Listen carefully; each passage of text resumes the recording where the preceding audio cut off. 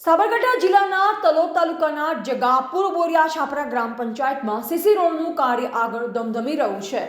તમામ મતદાતાઓની સંમતિથી સમરસ ગ્રામ પંચાયત બનાવ્યા બાદ સરપંચ શ્રી ઝાલા ભાવનાબા વિષ્ણુસિંહે તેમના કાર્યાલયનું કાર્ય આગળ વધારી રહ્યા છે।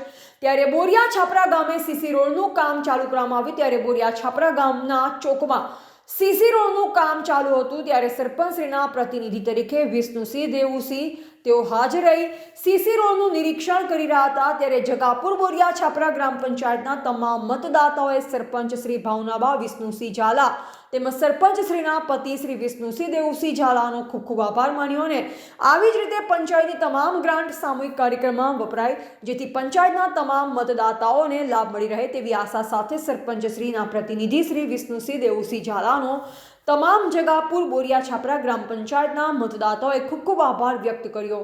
રિપોર્ટર વીરભદ્રસિંહ ઝાલા, સાબરકાંઠા।